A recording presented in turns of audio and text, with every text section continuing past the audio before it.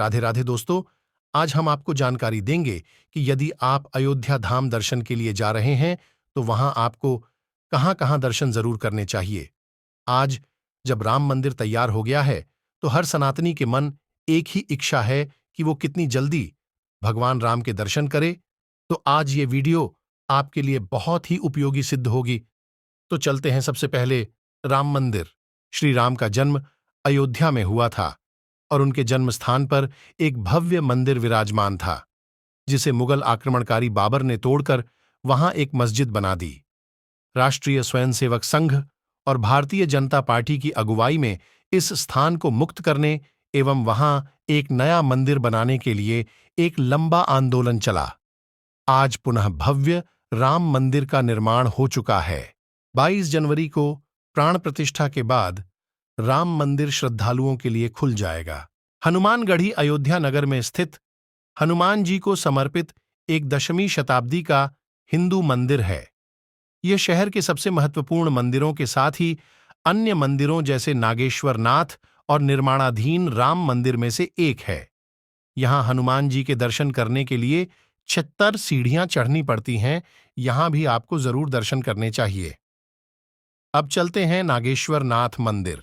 नागेश्वर नाथ मंदिर करीब 8000 मठ मंदिरों वाली रामनगरी। अयोध्या के हर मंदिर की अपनी अलग मान्यताएं हैं, उसकी अपनी परंपराएं हैं।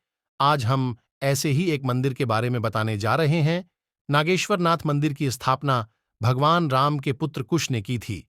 ऐसी मान्यता है कि एक बार भगवान श्री राम के पुत्र कुश सरयू में स्नान कर रहे थे, तभी उनके हाथ का कड़ा नदी में गिर गया, जिसे काफी देर तक कुश ने ढूंढा, लेकिन वह नहीं मिला। वहीं सरयू में कुमुद नाम के एक नागराज रहते थे, जिन्हें वह कड़ा मिल गया और उसे ले जाकर उन्होंने अपनी पुत्री को दे दिए। लेकिन जैसे ही इस बात की जानकारी कुश को लगी तो वह कड़ा मांगने लगे, लेकिन कुमुदराज ने देने से इनकार कर दिया।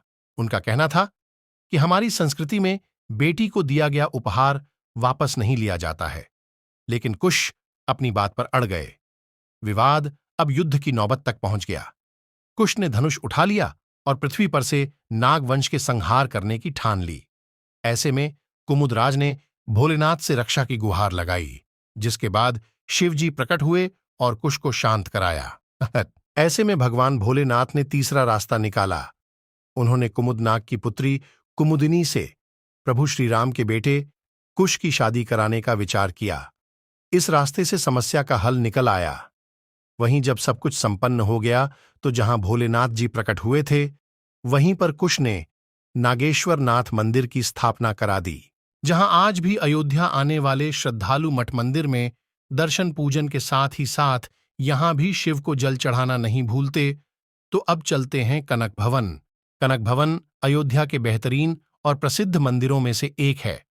ऐसा माना जाता है कि यह भवन भगवान श्री राम जी के विवाह के तुरंत बाद महारानी कैकेयी जी द्वारा देवी सीता जी को उपहार में दिया गया था। यह देवी सीता और भगवान राम का निजी महल है। मान्यताओं के अनुसार मूल कनक भवन के टूट फूट जाने के बाद द्वापर युग में स्वयं श्री कृष्ण जी द्वारा इसे पुनः निर्मित किया गया। मध्यकाल में विक्रमादित्य ने इसका जीर्णोद्धार करवाया। बाद में इसे ओरछा की रानी वृषभानु कुंवरी द्वारा पुनर्निर्मित किया गया, जो आज भी उपस्थित है। गर्भगृह में स्थापित मुख्य मूर्तियां भगवान राम और देवी सीता की हैं। तो अब हम आगे चलते हैं। तुलसी स्मारक भवन। ये मंदिर गोस्वामी तुलसीदास को समर्पित है, जिसकी स्थापना सन 1959 में की गई थी। इसे अयोध्या शोध संस्थान भी कहा जाता है। यहां पर भगवान श्री राम से जुड़े तथ्यों को एकत्रित किया गया है। ऐसा माना जाता है कि गोस्वामी तुलसीदास ने यहां बैठकर रामायण की रचना की थी, सन 2004 से। हर दिन शाम 4 बजे से 9 बजे तक रामलीला का मंचन किया जाता है। दशरथ महल। चक्रवर्ती महाराज दशरथ महल में राजा दशरथ अपने नाते रिश्तेदारों के साथ रहते थे। यह स्थल अब एक पवित्र मंदिर के रूप में तब्दील हो चुका है, जहां राम, सीता, लक्ष्मण और शत्रुघ्न आदित्य की प्रतिमाएं हैं। यह स्थल सैलानियों के लिए सुबह 8 से लेकर दोपहर 12 बजे तक और शाम 4 से लेकर रात के 10 बजे तक खोला जाता है। राम की पैढ़ी को लेकर एक पौराणिक कथा प्रचलित है। कहा जाता है कि एक बार जब लक्ष्मण जी ने सभी तीर्थों में दर्शन करने का मन बनाया तो श्री राम ने अयोध्या में सरयू किनारे तट पर खड़े होकर कहा कि जो व्यक्ति सूर्योदय से पूर्व इस स्थल पर सरयू में स्नान करेगा उसे समस्त तीर्थ में दर्शन करने के समान पुण्य प्राप्त होगा। पौराणिक मान्यता है कि श्री राम इसी पैड़ी से होकर सरयू में स्नान करने जाते थे। आगे अब सीता की रसोई अपने नाम के मुताबिक कोई विशेष रसोई घर नहीं है। ये राम मंदिर परिसर में ही मौजूद एक मंदिर है। ये मंदिर राम जन्मभूमि के उत्तरी पश्चिमी हिस्से में मौजूद है। इस मंदिर में भगवान श्री राम, लक्ष्मण, भरत और शत्रुघ्न और उन सभी की पत्नियों सीता, उर्मिला, मांडवी और सुकृति की मूर्तियों से सजा एक विशेष मंदिर है। सूर्य कुंड धार्मिक मान्यता के मुताबिक सूर्य कुंड वह जगह है जब भगवान राम अयोध्या में जन्मे थे तो भगवान सूर्य इसी जगह पर आए थे। इसी जगह से भगवान सूर्य ने भगवान राम की बाल लीलाओं के दर्शन किए थे। इतना ही नहीं, धार्मिक मान्यता यह भी है कि अगर किसी को कुष्ठ रोग है और वह इस कुंड में स्नान करता है तो उसके सारे रोग समाप्त हो जाते हैं। गुप्तार घाट रामनगरी अयोध्या का जिक्र आते ही आपके दिल दिमाग में भगवान राम के जन्मस्थली की तस्वीर कौंध जाएगी, जहां वह बाल लीलाएं किया करते थे। भगवान की स्मृतियों को समेटे रामनगरी में वैसे तो कई दर्शनीय स्थल हैं, लेकिन गुप्तार घाट की अपनी अलग ही विशेषता है।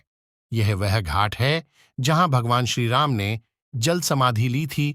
राजा दशरथ समाधि स्थल, चक्रवर्ती सम्राट राजा दशरथ की समाधि स्थल व मंदिर अवध के उन पौराणिक प्रतीकों में माना जाता है जहां सच्चे मन से मांगी गई सारी मनोकामनाएं पूर्ण होती हैं।